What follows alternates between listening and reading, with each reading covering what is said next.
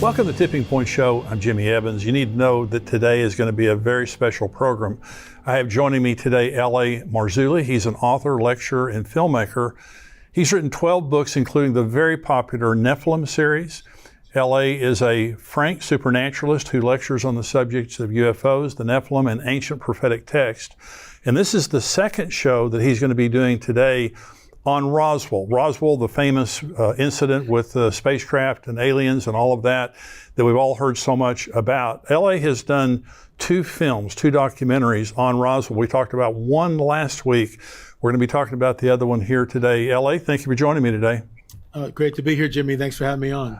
Well, I'm just fascinated by this. Last week was just fascinating, and you've done 2 films. One, the first is called Exoneration, and we talked about that last time when you were talking about Jesse Marcel and how there he is right there. Yeah, there it is.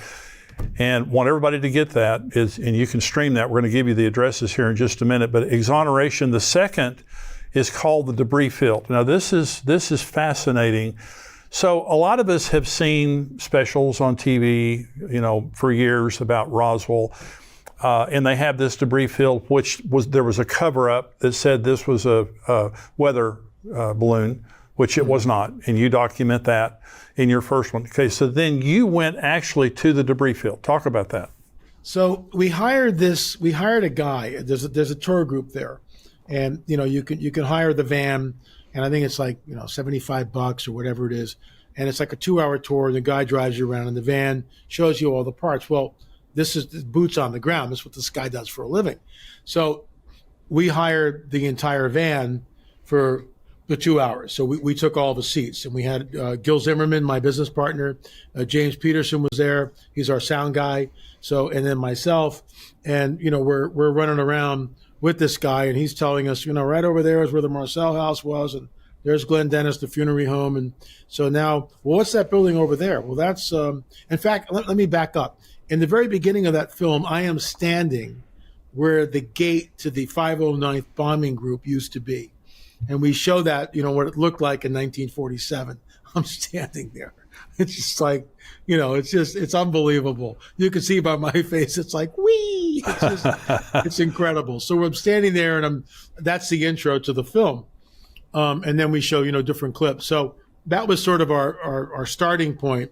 And then we went to the place that used to be the hospital where the bodies were taken. There's nothing there. It's all raised.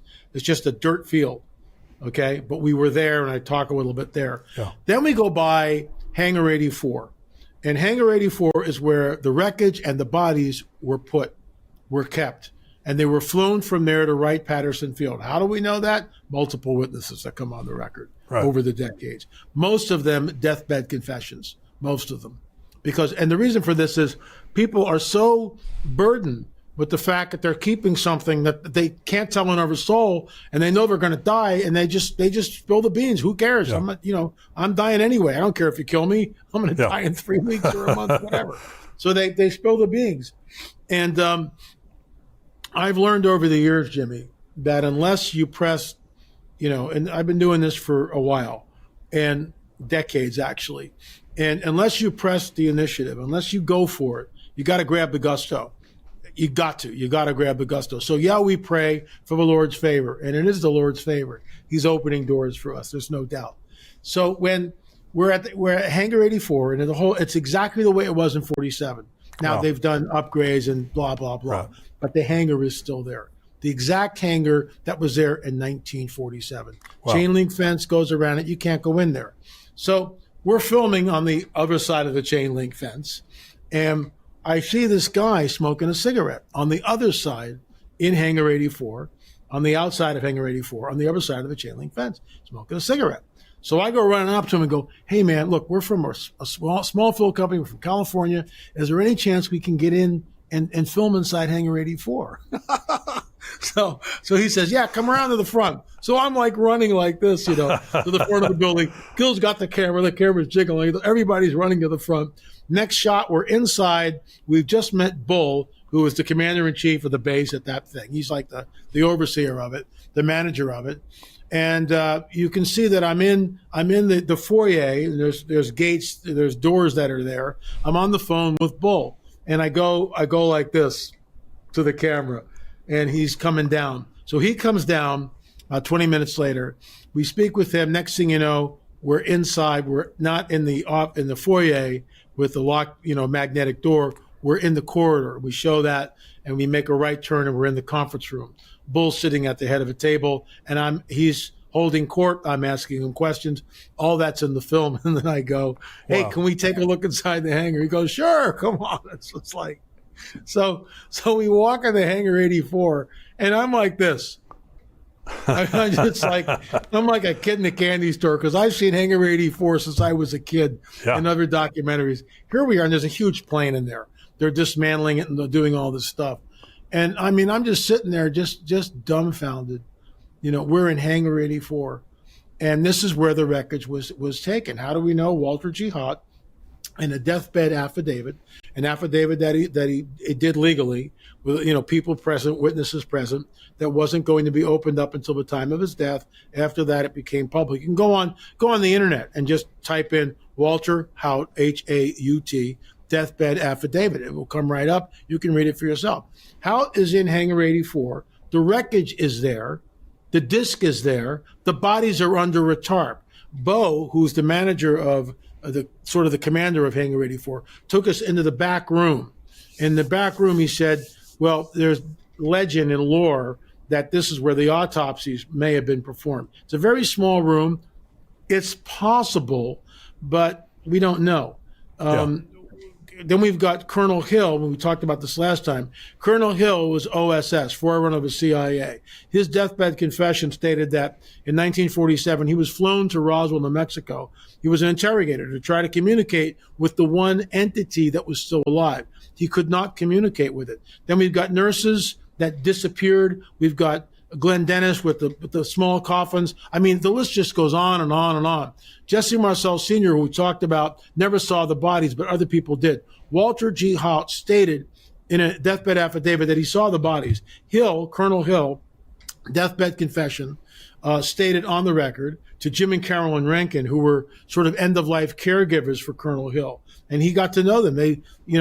Carolyn would go in and speak with him like every day. That's what she did. And then sell off his possessions and give the money to wherever, he wanted to bequeath it to. So what's interesting about this is that, Colonel Hill, a month before he passed away, spilled the beans to Carolyn and said, yeah, I was flown there. I tried to communicate with the entity. It had 6 fingers, unlike we do, not 5. It had 6 fingers. And it's a deathbed confession from Colonel Hill. So he's flown, he's seen it. Then we have, again, on the record, a woman that was her husband was in the hospital. A woman comes in and she's elderly. I was stationed at Roswell. I got right there. I was there right after the incident. The other nurses were shipped off to a convent. I mean, the story, the cover up just goes like this. But they can't keep the lid on it forever, because witnesses in deathbed confessions come up and they tell the story. So we know that the wreckage was stored in Hangar 84. We know that an airplane pilot who also came on the record, deathbed confession, flew the material to Wright-Patterson Field. This is not in the film, but I had a man or a woman come up to me who was active at Wright-Patterson Field. They were active, and they told me there is one hangar there that is guarded 24/7, and you can smell the formaldehyde when you get near it. Oh, wow. And obviously it goes down. The hangar is just above the surface. This thing goes down into the ground. Wow. And, it's just, they can't keep the kibosh on it forever. Right. And this is why in 2017, when Commander David Fravor came on the record on Tucker Carlson's show and stated that whatever this was not of this earth. Why would he say that? And we've had numerous people come out, but then you've got Admiral Ryder who's come, nothing to see here. It's all, we can explain everything away. So you've got this push and pull. But then you've got David Grush, whistleblower in Congress. Whatever this was we recovered craft, which is not from this earth, and we recovered non-human biologics. So what are we to do with that? So, we were there. We went to the Roswell Museum. We interviewed Frank Kimbler and Dennis Balthazar. Both of these guys are ufologists. It was great to interview Dennis Balthazar, because I've seen his interviews, and he's done he lectures at the Roswell Museum, I think, once a month. So you can check him out there. But he's also in our film, and he talks about just all the nonsense and the cover story, the weather balloon story, which is just total nonsense at this point. So Frank Kimbler has gone out to that field numerous times, to the debris field. He knows where it is. He's gone out there. He spent a lot of time with a metal detector.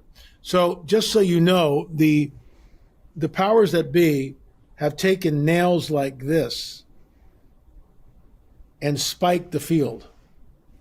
They've gone in and put these into the field, in the debris field number 1. This is actually from a debris field. Wow. Just to throw off your metal detector. Just to throw off your metal detector. And so they spiked the field. But they didn't do all the field. And Frank Kimbler knows where to go. So Gil Zimmerman, my business partner, and the co-producer, co-director of the films that we've been working on, and Jim Peterson, he's a real prayer warrior and our sound man. We're in the debris field. And before I tell you what happened, to get to the debris field, we drive about 45 minutes to an hour outside of Roswell. It's a 4-lane modern freeway.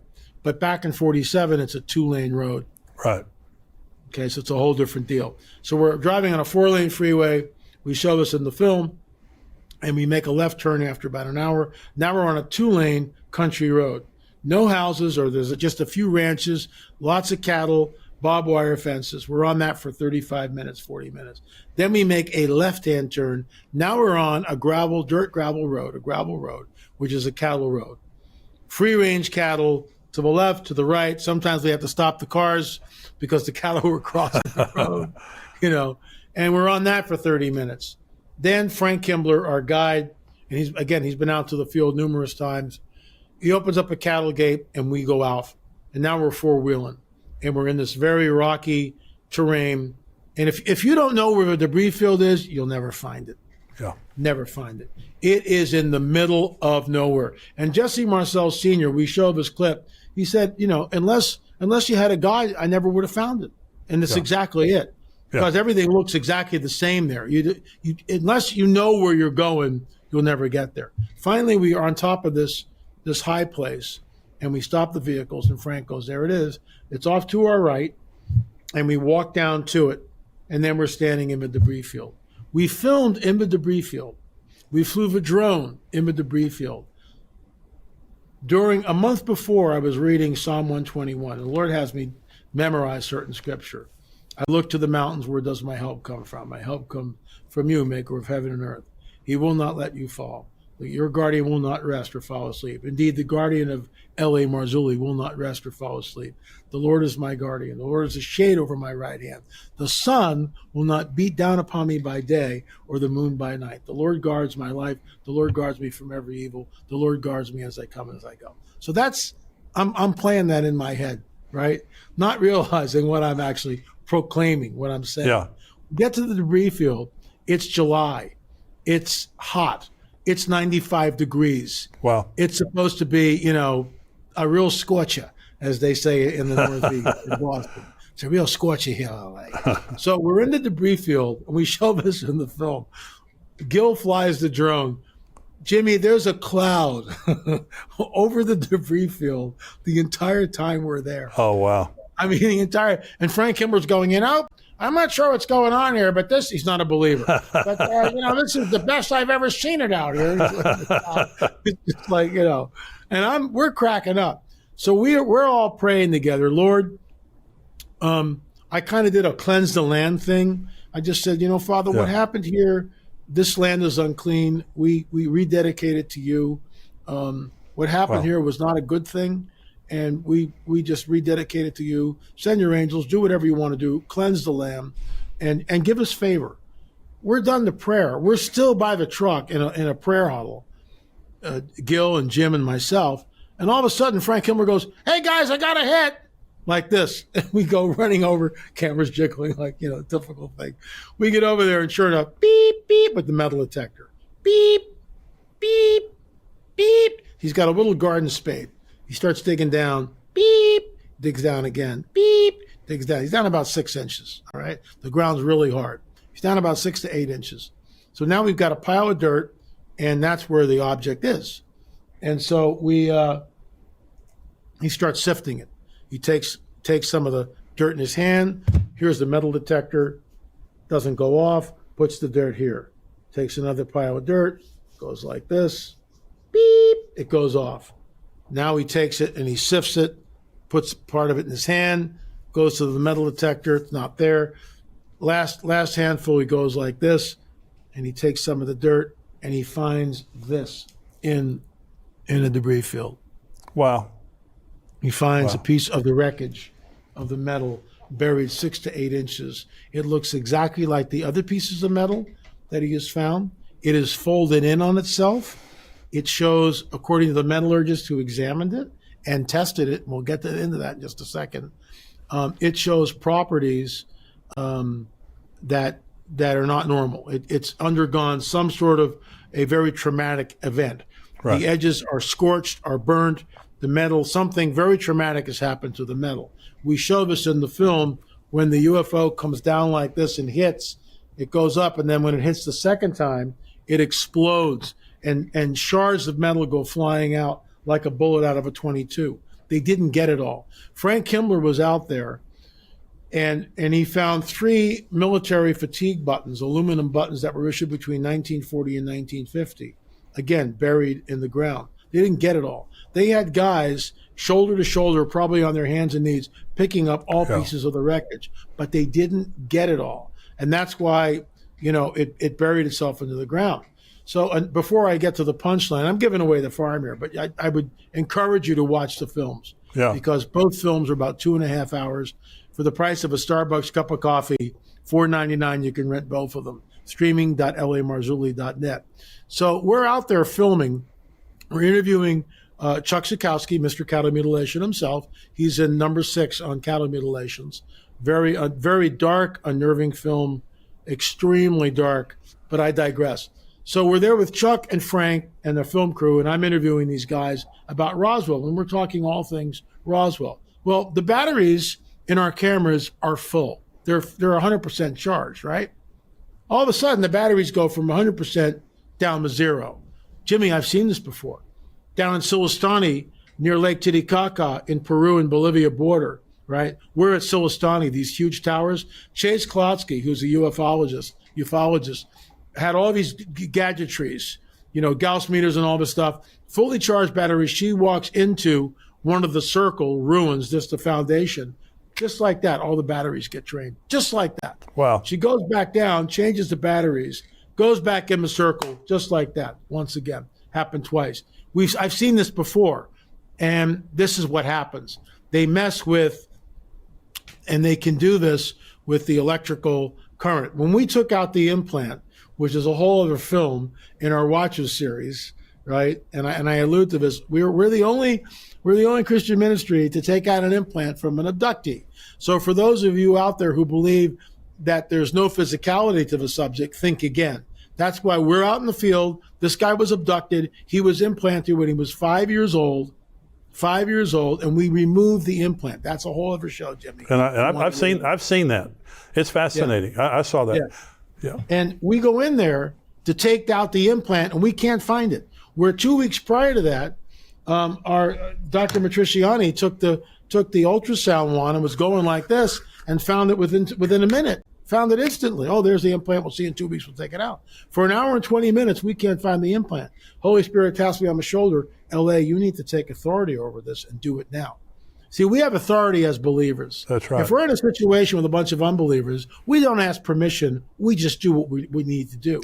The Holy Spirit just told me, take authority, and I did. And I said, okay, I'm in a room full of non-believers, except for my late business partner, Richard Shaw. And I go, this is going to sound weird, but I'm going to pray, and I'm going to do it now. I did not ask their permission. I don't need their permission. I just prayed. Father, if there are forces that are cloaking this device, I pray that you would break that force and do it soon. Jimmy, in less than a minute, the implant appears on the ultrasound machine monitor. That's amazing. It comes from way back here like this. And everybody goes, what's that? And Dr. Matriciani goes, that's the implant. And then he proceeds to take his ultrasound wand and go like this and tap in and look at it, trying to figure out, why is it working now? We know why it's working now. You bet. And this is what they do. They can mess with the electrical grid, which is often why you see UFOs over wires, high tension wires. They get the energy from this in some way, shape, or form, and we don't have all the information on that. And so all the batteries were drained in the debris field. So, Frank Kimball's out there. He finds the piece of metal, which I showed you, just like that. Right. And we found 2 pieces of metal. He says, we've never found 2 pieces. It's the first time in 12 years since any of this is on film. It's on film. I'm boasting. We're the only Christian ministry to actually go to the debris field and find pieces of the wreckage after 76 years, 77 years. And the metal was tested at 2 independent labs. Both metallurgists said, whatever this is, first of all, it's not an exact match. So we have nothing that matches this material exactly. But the metal is closest to an aluminum alloy, the 7000 series, but the isotopic ratio is not the same. It's not an exact match, but it's as close as we have it. Here's where it gets interesting. That metal was not invented till 1953. Wow. Roswell happened in 1947. What's that little fragment doing in the debris field? What's it doing there, folks? Yeah. Buried 6 to 8 inches below the ground. And the isotopic ratios are not the same. It's from this. Yeah. Craft not from this world. That's what it's from. Thank you for joining us. If you're a subscriber to endtimes.com, thank you. If you're not, go to endtimes.com, $7 a month. You get the entire Tipping Point show without commercials, plus all the other podcasts we do, all the other articles we have. We have breaking news to keep you up to date with everything happening around the world. $7 a month, it's a bargain. You can't find a better bargain than that for the information that we give about the things that are happening in the world. Thank you for being a subscriber, and thank you for giving here to endtimes.com. You can go on endtimes.com. There's a donate button there.